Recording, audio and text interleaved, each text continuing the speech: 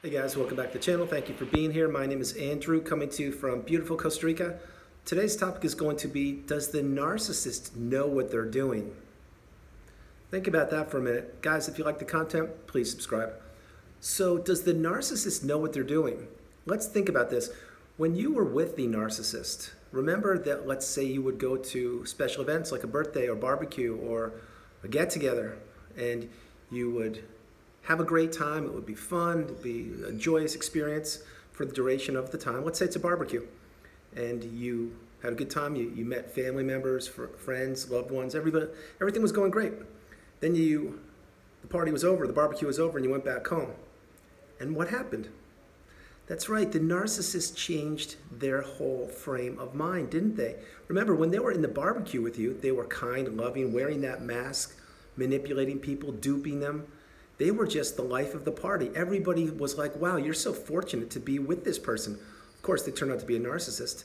And then once the barbecue was over and you went back home, you were being just completely crushed. Why? Because there was no audience there.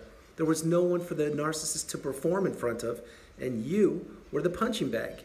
You were the recipient of all of the narcissistic rage or the frustration, or maybe you didn't help them out in the party, meaning maybe you didn't talk to certain people or you didn't do something that they wanted you to do, even though it was unbeknownst to you.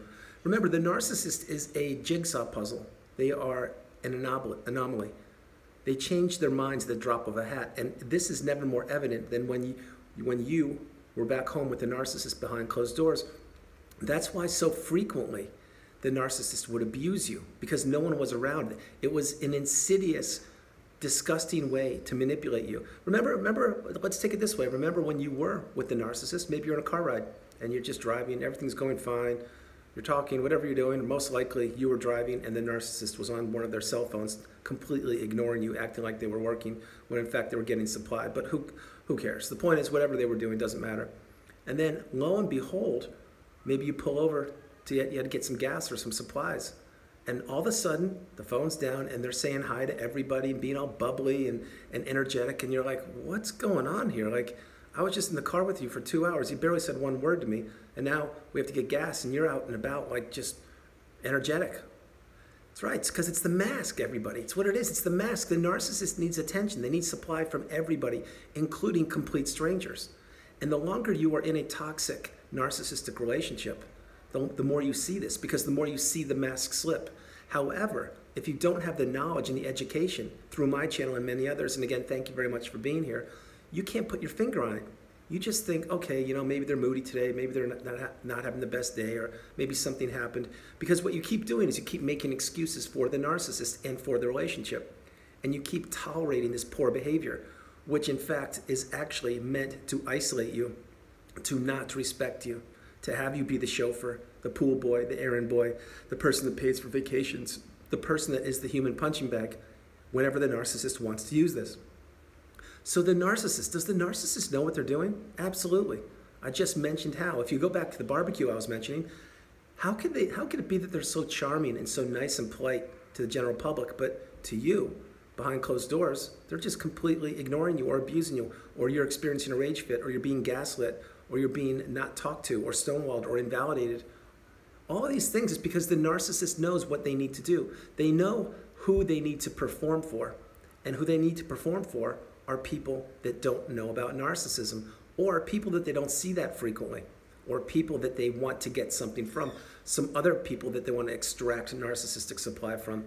That is exactly why many times when you're with a narcissist in the beginning, remember when you were the flavor of the month, when you were experiencing the love bomb stage, that was on purpose, because it was meant to entrap you and to manipulate you and deceive you, for you to fall in love with the narcissist, while they never, of course, were in love with you.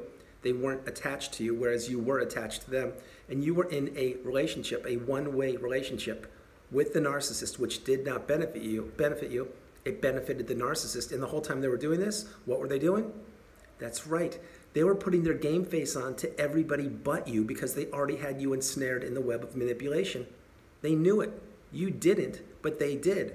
And what they were doing, once the love bomb was over and they began to devalue you, they were out and about getting more supply. In other words, getting your replacement.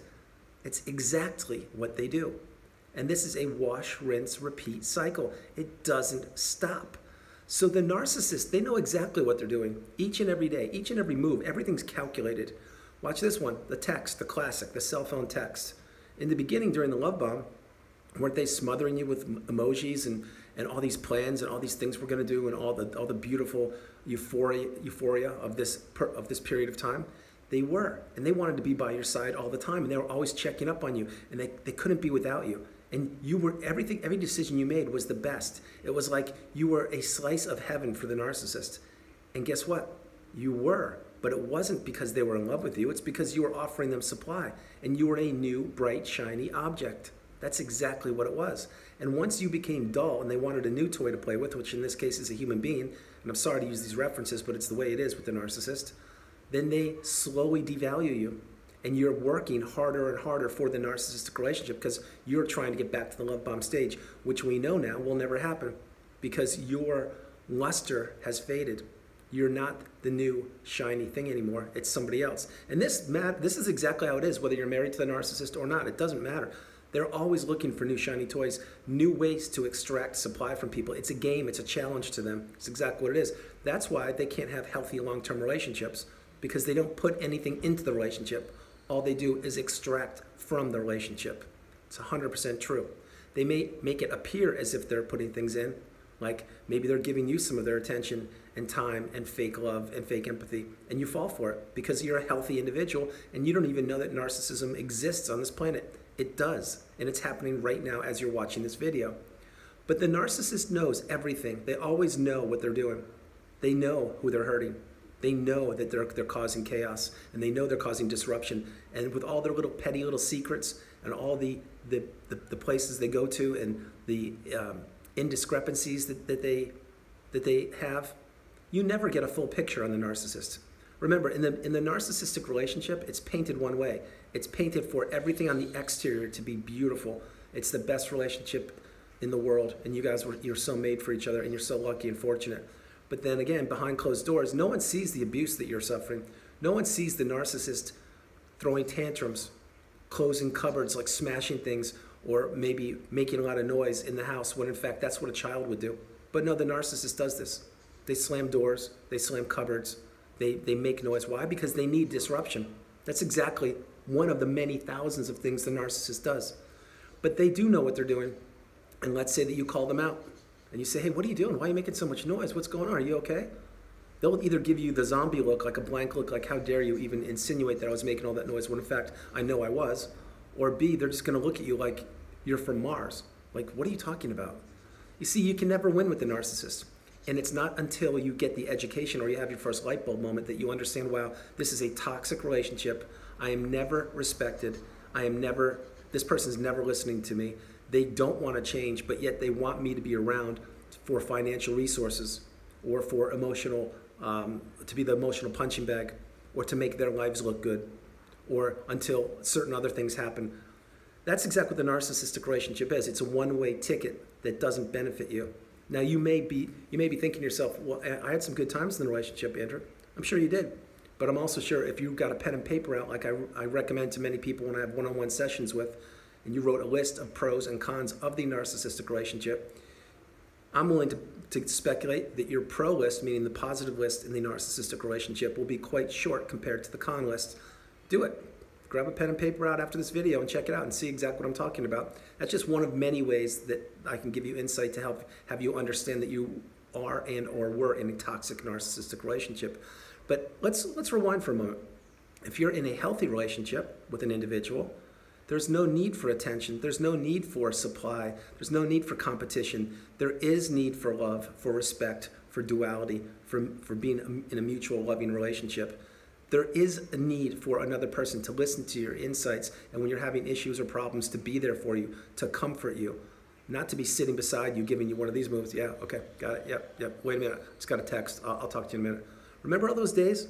All the days that you would come home from work or you would see this person and you would be like, wow, I have the best news. I'm so excited. And then it's deflated.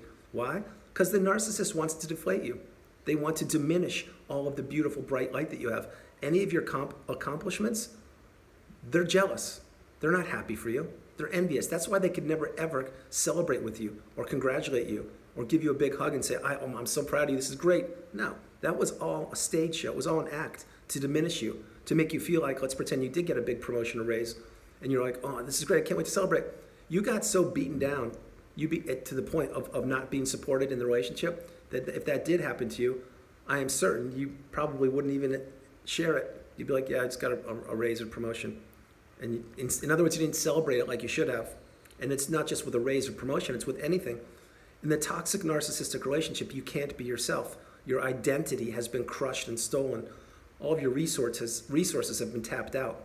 And it's not until the very bitter end, when you have virtually nothing left to give, when the narcissist has already found your replacement, that you're broken. You don't know what's going on. You have no idea. And then very soon after that will come the discard.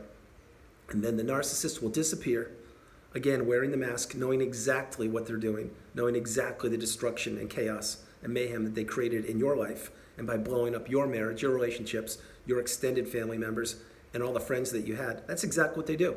But they do it again and again and again. And the cycle continues until we get the education and we put a stop to it. So before I close the video out, I want to let you know, yes, the narcissist knows exactly what they're doing. All of the poor behavior, all of the mistrust, all of the indiscrepancies, all of the lack of respect, all of the lack of communication, all the lack of trust and love, and of all the nasty secrets that the narcissist has. They know exactly what they're doing, and they don't care about one person on this planet other than themselves. That is true. It's 100% true. So guys, that's the video. I hope you liked it. I loved doing it from beautiful Costa Rica. This is Andrew. Namaste. Have a great evening. Stay blessed. Stay true. Continue to become awakened and aware, and understand that you have control of your life. You have the power. You are moving forward. You are healing. You are doing the right thing. Continue to move forward each and every day and make progress. And remember, I love you. No matter where you are on the planet, you are not alone. You are here on the channel with us. God bless you. I love you. Have a great evening, and I'll talk to you tomorrow. All right. Good night.